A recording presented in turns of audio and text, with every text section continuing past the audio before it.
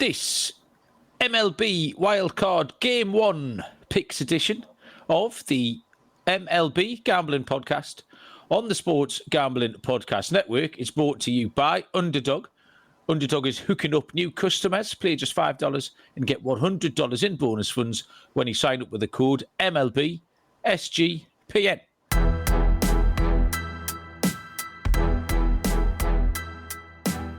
Welcome, everybody, to the MLB Gambling Podcast on the Sports Gambling Podcast Network. My name is Malcolm Bamford, coming to you from Newcastle upon Tyne in the northeast of England. Today is Monday, September the 29th. We are here to handicap Game 1 of the 4 wildcard series that are scheduled for Tuesday, September the 30th. Joining me from somewhere in New York is Mr. Dylan Rockford. Now, 2 hours ago, I did the Premier League show with Barry. Barry is one of the most miserable men I've ever had the mispleasure of meeting. I've now come on to do the show with Dylan, and I think Dylan is running Barry a close second here. Dylan, what on earth is wrong with you? And hello. Yeah, hi. Yeah, just baseball. Baseball's a very cruel fucking sport, I'll tell you that. Anybody listening today or on your way to work tomorrow morning, don't listen to this with kids, because I have a rant and I have curse words that I'm going to say. So just a little FYI. Settle in. Yeah, but I couldn't even fucking enjoy the football games yesterday. I really couldn't. It was so bad. So bad. You put 0 runs up in a winner-go-home game? You know when I knew it was a cruel fucking sport, Mal? The hardest hit the Mets have had all season, 116 miles an hour off the bat, and the guy fucking catches it. Bases loaded. And it's always the fucking Marlins. It's either them, the Nationals they couldn't take 2 or 3 of. They got swept by the Pirates a month ago. Oh my God. I don't even, we could begin, but it doesn't fucking matter. I'll never see my team win a World Series. I've come to the conclusion. So Mate. And did you see, wait, hold on. Did you see the Marlins? They were fucking taking pictures like they won the World Series after that. The Marlins played that series really hard. They've done it a few times, Marlins. Yeah, of course they did. They seem to revel in that kind of sport. Yeah. But that's fine, though. That's not their fault. They're professional sports people. And if it was a team, if the Mets needed a team to do them a favour, for example, someone to take down the Reds or whatever, you'd expect them to play hard and try that as well. So you can't have it both ways. I mean, that was an all-time. It was probably the slowest, most sustained collapse in sport I've ever seen. Like, you see some blow-ups, but they normally happen like that, sort of in a heartbeat. This has been like death by 1,000 paper cuts, hasn't it? Like, just a 4-month. Because didn't they have the best record in baseball in June? The first 2.5, 3 months, we had the best record in fucking baseball. And then we were playing, I think we went 38-53 the second half of the season in the last 3-4 months. We were on pace to lose over 100 fucking games. Yep. It did. It just didn't work, did it? The moves they made at the trade deadline didn't work. I fucking hate Cedric Mullins. He is the worst person in the fucking world. Every time he was in the lineup, we lost. Ryan Hansley, garbage. Absolute another one. Garbage. Yep. And then Carlos Mendoza, did you hear what he said after the game? Nope. He was proud of the team and thought it was a good year. Are you kidding me? The Reds did absolutely nothing to make the postseason. The last 80 games, do you know what their record was? Nope. 40-40. They played 500 fucking baseball. You mentioned it, the collapse. It's not like 2007 where the Phillies, they were playing out of their mind and we lost it. Or 2002 where the Braves were on fire playing 800 baseball. The Mets gifted the Reds the playoffs. It all comes back to July 18th, my birthday. I'll never forget this day this year. The first game out of the break, they bring in Alex Cordell. He gave up 3 fucking home runs. You could bring anyone in and you decide to bring in this loser? I mean, our bullpen was so bad, he never came back after that game. We used 46 different fucking pitches this year. It was like musical chairs. Carlos Mendoza it looked like he was flustered the whole season. Whenever a tough situation came in, it looked like he panicked out there. It was musical fucking chairs. Don't get me even started about Ryan Stanek. He might have been the worst pitcher I've ever seen. How didn't he get DFA'd? That's a fireable offense in itself. But that fucking GM came out and said, you know what? We're going to have Carlos Mendoza back next year. So the ownership is terrible. Steve Cohen is a fucking liar. He said 3 to 5 years he would give us a World Series. 3 of the years we missed the fucking playoffs. What the fuck? I mean, am I the one fucking taking these crazy pills? I mean, I need to calm down for a minute. So if you have yeah, you do need to calm down. I've got an excellent stat for you, Dylan. If you want, we'll put a little bow on this New York Mets portion of the show, which wasn't scripted in any way. We weren't even supposed to talk about the Mets. 6.5 minutes now. Well done, Dylan. The New York Mets record, Dylan, when entering the 9th inning, losing the game. 70 games they entered the 9th inning behind. How many of those games did they turn around and win? 0. Correct. They are losers. That is absolutely unbelievable. 0 and 70. No, not a walk-off win, not a turnaround, not a run to tie it and take it to extras and win. 0 for 70. You know why now? Hell. You know why? Because this team is so fucking arrogant. They thought they were going to waltz into the playoffs on an extended playoff format, and they thought their talent was enough to turn it around when they needed to, forgetting that they actually need to win games in the regular season to earn a spot. I've come on here for months and saying they don't deserve it. They don't earn shit, this team. They're a bunch of losers who had no heart, and they just quit when they were down. I mean, they're terrible. They should only bring back 2 guys of the remaining. There's a bunch of guys that are fucking going to are entering free agency. Edwin Diaz was amazing this year. Yes, he was very good. Very good. And bring back Pete Alonso. He already opted out. I'm here in the Yankees. That would be a fucking dagger to my heart if he went to the Yankees. But you need to bring those 2 guys back. And for all the fucking trolls, I've actually been better on Twitter, not commenting the trolls who message me about Met fans. So that's growth. But people have been messaging me about Soto. Oh, he wasn't worth the money. Are you an idiot? Without Soto, we would be 10 games under fucking 500. What are you talking about? There's 4 guys that the Mets need to build around. Soto, Lindor, Alonso, and Edwin Diaz. Everyone else could get the Jeff McFeeble is the worst player in the world. When we went on that run last year, he was hurt. And then when we were good in the beginning of the year, he wasn't there. Do you notice a trend? He is the problem. So yeah, get the fuck rid of everyone. I mean, you haven't mentioned a starting pitcher there that you'd like to keep. And it just got me thinking earlier on that, say the Mets were involved tomorrow in the wild card. Who've they sending them out? So, are you Probably going a to rookie. face? Are you going to face Tarek Skubal, even Williams? Are you going to face Garrett Crochet or Max Fried or Hunter Green or Blake Snell? All the names we're going to talk about tonight. Like, who are the Mets throwing? No one. Senga, David Peterson. No one. Like, it's not the same, is it? It's not the same. It was the worst when fucking Kodai Senga got hurt. The next day or the next week, Griffin Canning tore his Achilles, and then it went downhill from there. It just went down. When a starting pitcher couldn't go into the 5th inning, our bullpen was taxed by August. It's terrible. And now they're thinking about if we don't find a re-sign Pete Alonso, they're thinking about Josh Bell. Josh Bell. They're probably going to sign fucking Cal Quantrill and German Marquez.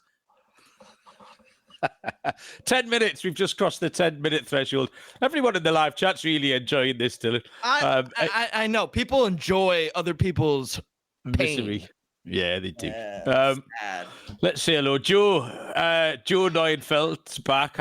We haven't seen Joe for a little while. Welcome, Joe. Nice to have you. You came at the right time. Fuely 707. Squills is live from the curb. Adrian's here as well. There's a few more people kicking about, so if you are in the chat and you want to say hello, by all means do so.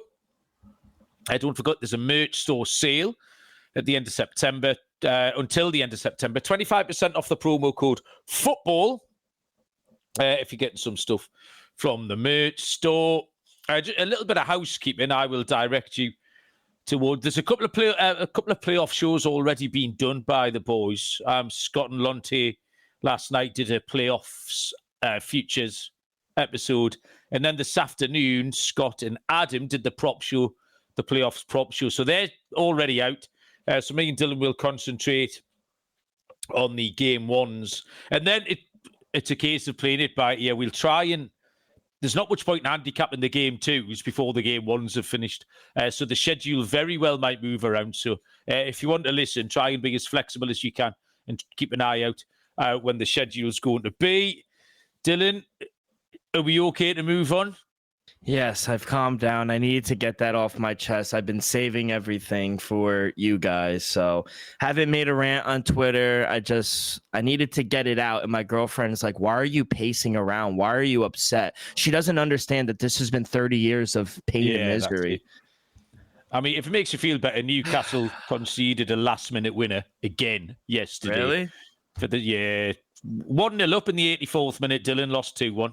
By the way, you did a great job. I caught you in the last 10 minutes of the first half, and then the whole second half of Forest, and they blew a 2-1 lead too. They tied it 2-2. Thanks, mate. I didn't know if I was in any way passable in my new little job as a play-by-play commentator. I've been doing some work and Dylan listened to one of my games last week. Thanks, D-Rock.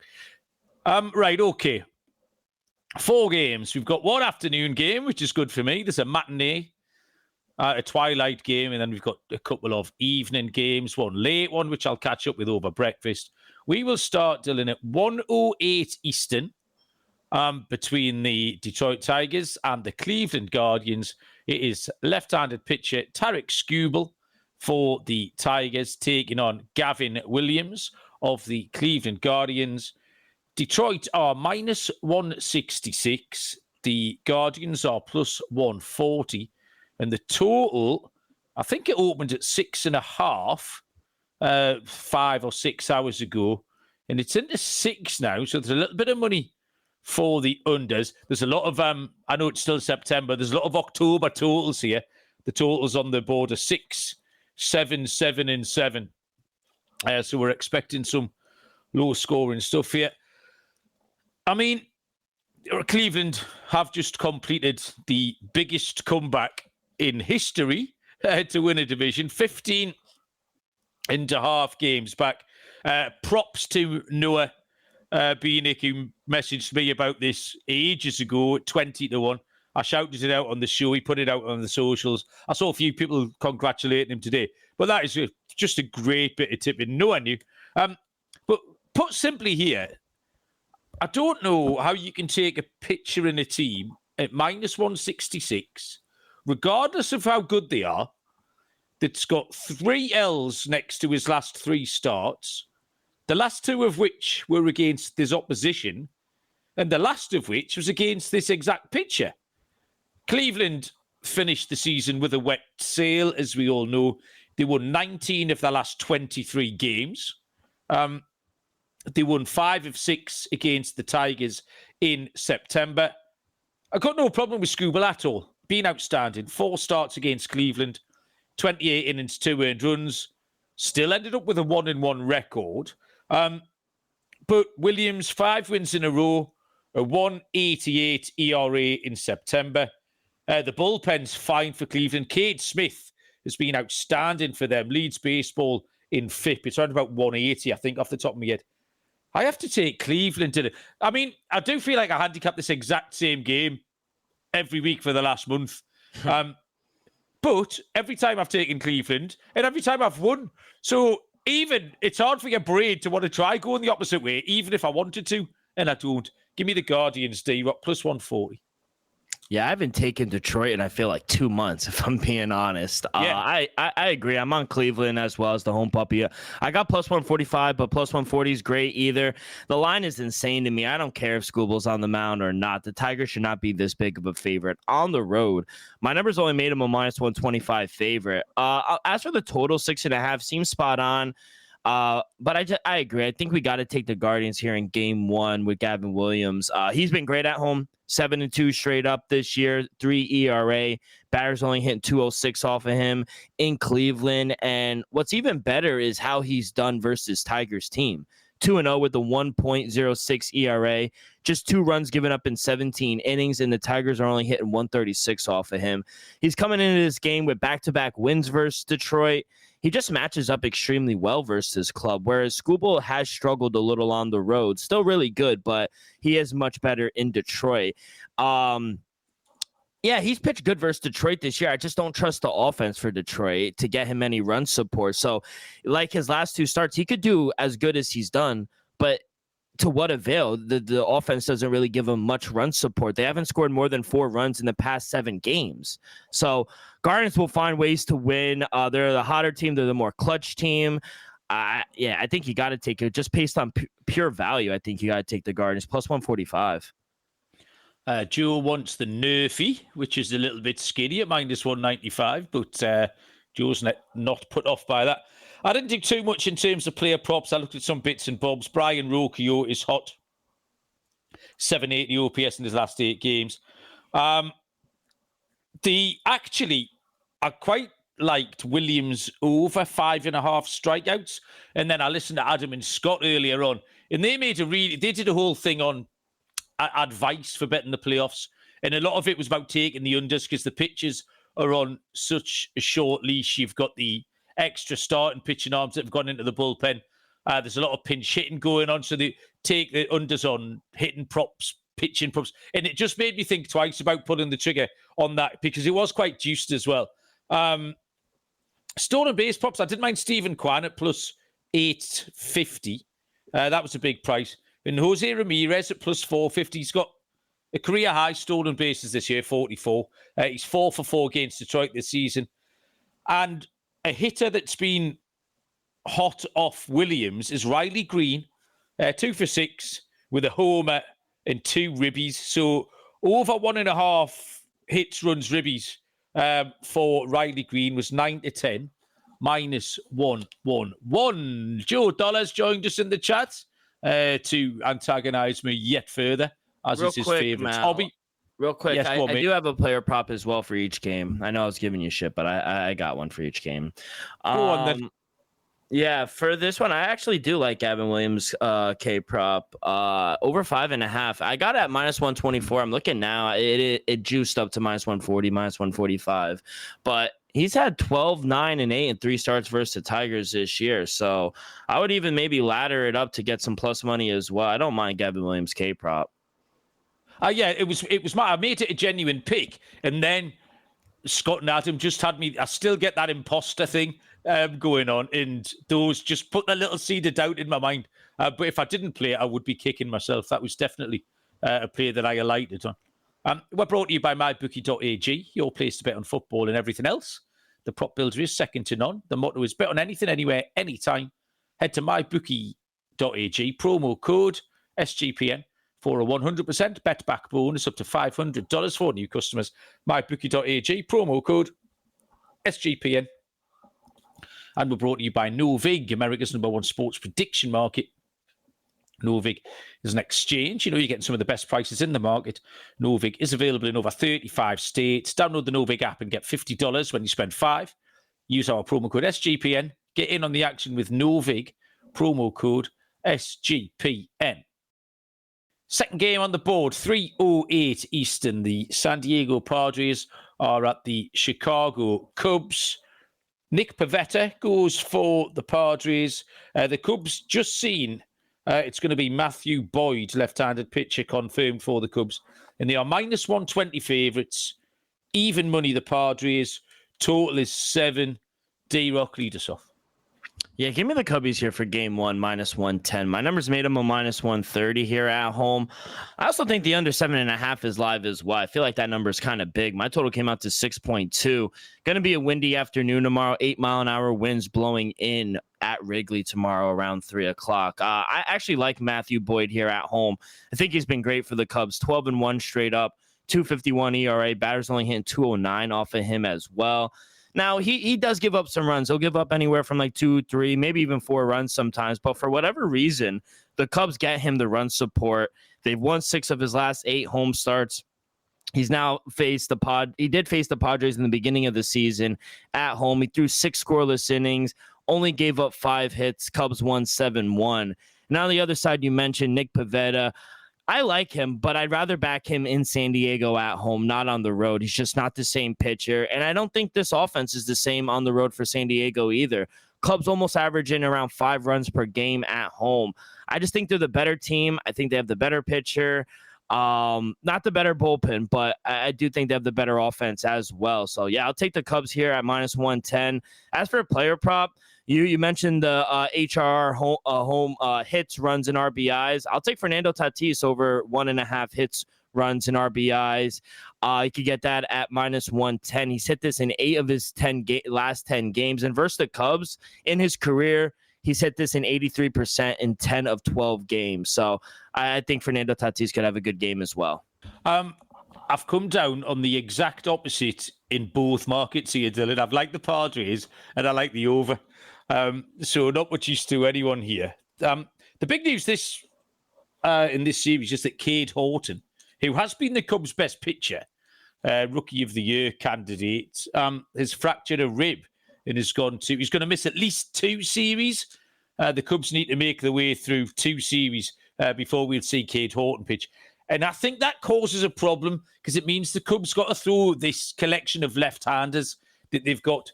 And I think the big Padres right-handed bats, you just mentioned Fernando Tatis. Manny Machado is hitting the cover off the ball. Manny Machado is hitting the ball harder regularly than he has done in the last 2 seasons. In the last month, he's in the best form he's been. Pivetta's season numbers are okay, but 3 earned in each of his last 2 starts. He is 1.2 runs per game worse on the road than at home. And he saw the Cubs twice this season pitch 9 innings, 14 hits and walks across the 9. So runners on there. Boyd is just not particularly reliable, quite volatile. They might use, the Padres might use Dylan Cease as a bridge here as well, by the way. We're talking about getting the starting pitchers into the bullpen. So I would take the Padres if I was forced to pick the side. But I think this is the highest scoring game on the slate. The Cubs hitters in form, three Cubs hitters hit 30-plus home runs this year, Bush, Suzuki, and PCA. Like I say, Machado is absolutely flying. And the Padres bullpen, by the way, when leading after 6 innings, the Padres bullpen has gone 62-5. Wow. So if they've got the lead, they had a great start in it. If they've got a lead, they hold on to it like 62-5. I would take the over 7 at minus 111. Jackson Merrill 2 strikeouts for Adrian. Joe Pivetta fade for Joe Dollar, and Jake Cronenworth 2 strikeouts for Adrian 2.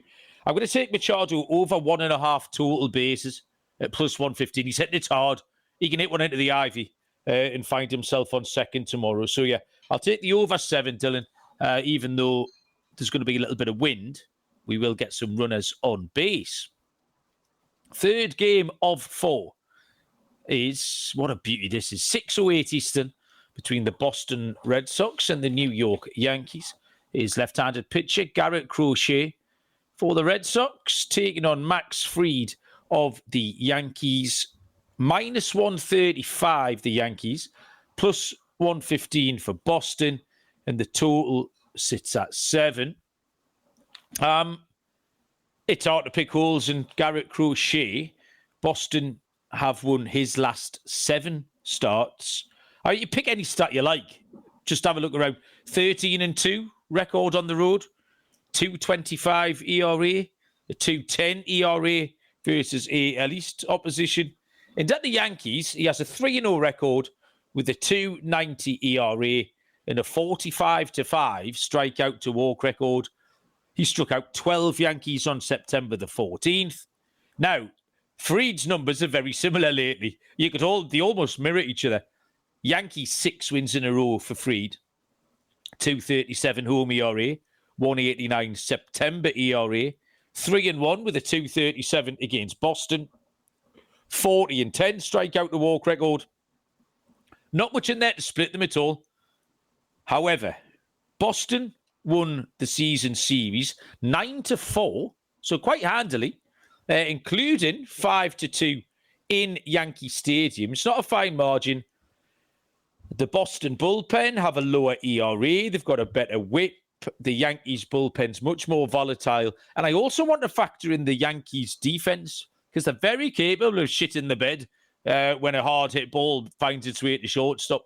I'm going to take Boston at plus 115, Dylan. Yeah, I agree. Give me the dog, Red Sox plus 115. My numbers made him a minus 115 favorite. As for the total, I actually like this game over. I like the over 7. My total came out to 7.4. I probably wouldn't take it, but if you do want a total, I like the over. But yeah, I'm gonna take the dog. I can't take Max Fried over Garrett Crochet here, especially on the road. This is where Crochet delivers. 13-2 on the road this season, 2.25 ERA. Batters only hit 213 off of him. And Boston is 4-0 this year versus the Yankees with their ace on the mound. They're averaging 7.5 runs per game in those 4 games versus the Yankees. And let's just be honest, they've owned the Yankees this year. 9-4 straight up in the 13 games versus New York. Boston has the better bullpen, the better pitcher, and I think offensively they could keep up with the Yankees. I think they're the better team right now. So I like Boston in the series. I like them game 1. And for my player prop, I like Garrett Crochet under 1.5 walks at minus 112. He's gotten under this number in 4 straight games versus the Yankees and under this line in 9 of his last 10 starts. Yankees don't draw walks. They're 26th in the league in drawing walks. So they're going to be aggressive at the plate. I don't see a lot of walks here tomorrow. So yeah, under 1.5 walks at minus 112. Player that I did like was Alex Bregman. Really good numbers against Max Fried. 5 for 13 against Fried. Bregman is plus 155 for over 1.5 total bases. So that was my player prop on that one. D-Rock, did you have a player? I just asked you a question there where you're a mouthful of water. Sorry, yeah, Garrett Crochet under 1.5 walks. Okay, nice one. Did you say that? And I wasn't listening. Yeah, I did. Sorry, Dylan. It doesn't matter, honestly. Scott messaged me, and I was messaging him back. I was trying to multitask, and I'm not very good at multitasking. The strikeout prop, so Adrian's all over the strikeout. He is the strikeout prop correspondent for the wildcard series, and it's Anthony Volpe. 2 strikeouts Adrian's given us. These have got to go in a big parlay, Adrian. All of these strikeout props. We'll get on to the final game. Let me tell you about Underdog. Great place to play fantasy pick'em. You can win up to 500 times your entry. Just pick higher or lower on your favourite player stats. Underdog is a brand new offer for new customers. Play $5, get 100 in bonus funds when you sign up with the code SGPN. MLB SGPN, actually, is our code. And Rhythm is off to a really good start in college football and the NFL. There's a leaderboard with weekly cash prizes. Just for tracking your bets in the app, you can win $1,000. Use the promo code SGPN25 when you download the Rhythm app for 25% off your first month. Download Rhythm, use the promo code SGPN25. Right, last up is the 9:08 Eastern between the Cincinnati Reds and the LA Dodgers.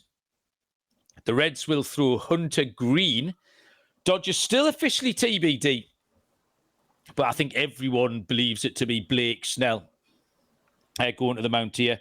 Cincinnati have drifted in price. They were plus 150 earlier on this afternoon. They are now to plus 165. Yeah, that's right.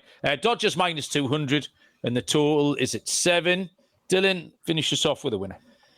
Yeah, I hate both of these clubs. But I agree. I think it's Blake Snell for the Dodgers, but I only made him a minus 145 favorite. Hunter Green, I don't like him either, but he shouldn't be this big of a price. I see plus 170 out there. I think that's crazy. I know Hunter Green isn't the same pitcher on the road than he is at home, but I feel like the number is too high. So if you want to take the Reds, I think there's some value there.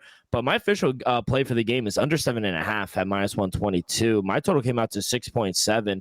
Blake Snell has been nails at home for the Dodgers. He's only allowed 3 runs in LA in his last 33 innings, and the under has cashed at home for him in 3 of his last 4 home starts. I just don't see the Reds being able to score in this spot. So I don't think this is a good spot for Hunter Green as well.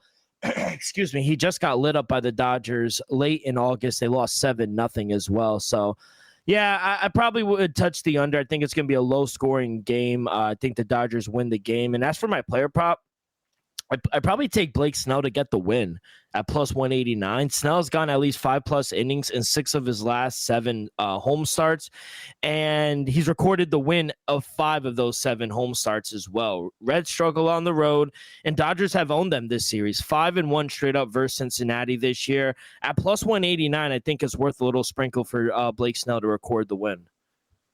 Yeah, nice market that, Dylan. We do sometimes overlook that one.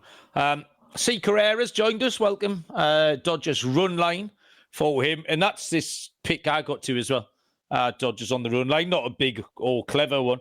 This is the Reds' first postseason appearance since 2013.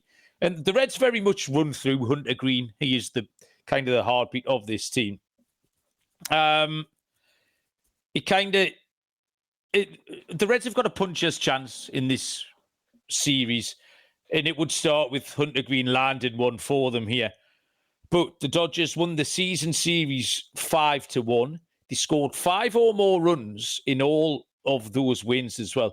Now, Green's got excellent season numbers, incredibly consistent month to month, 3.60 or lower ERA every month. However, there's some concerns, which is the 4.81 road ERA in 8 starts. The 1 start against the Dodgers, which you mentioned, Dylan, because I was listening to you. 5 innings, 6 hits, 3 earned runs. Crucially, 2 home runs in that game as well. That game was quite recent, August the 26th. Snell's been very, very good. 1 earned run in his last 3 starts. A 1.17 home ERA in 7 starts. And a 2-0 record with a 1.80 ERA against Cincinnati. So I think the Dodgers can do enough against Green. I like the Dodgers total over 3.5, but he's juiced. That's juiced to over 3.5 and over 4.5. It was just a bad middle. The lines were a little bit too far apart. But Dodgers minus 1.5, so plus 125. That is. I think they'll win maybe 4-1, 5-1, something like that. And as a player prop, I'm going to put this out as my home run prop as well, Dylan, for the show, because the person who hit those 2 home runs on August the 26th was Andy Paez. 2 homers in the same game. Did have a sac fly in that game as well. He's 5-1 to hit a homer. Over half a ribby for Andy Paez is plus 195. He'll definitely get the start. We know this Dodgers lineup goes all the way to the bottom. So even if Paez is hanging around down there, chances of getting a ribby alive. So I'll take Paez to do a little bit of damage tomorrow.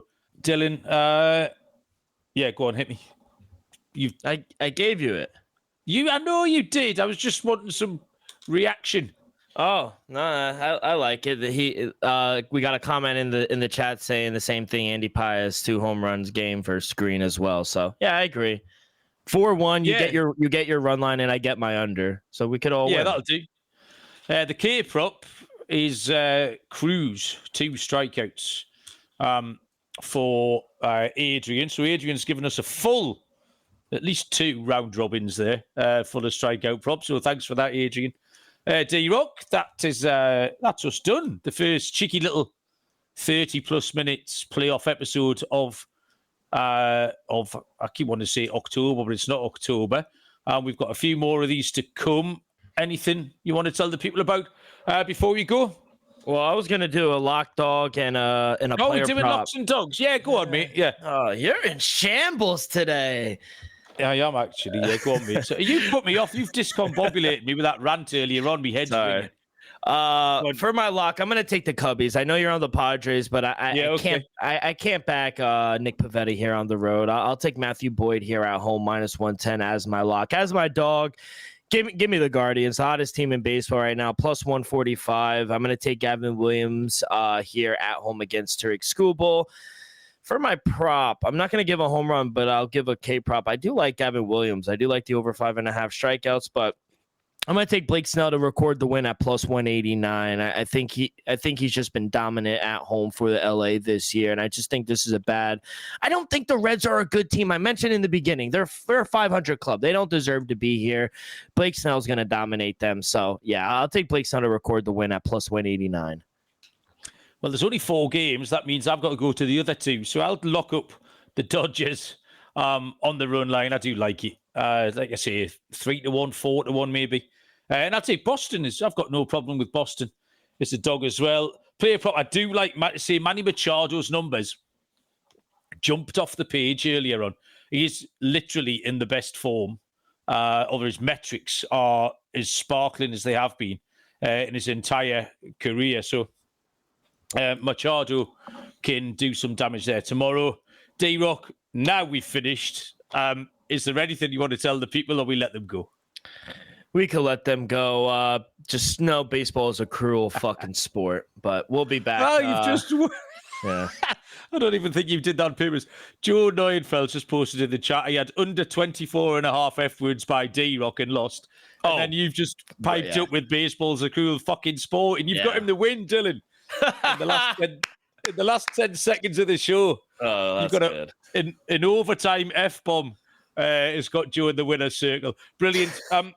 As I said, everyone, just watch for the schedule because things move, and we will try and move with them as much as possible.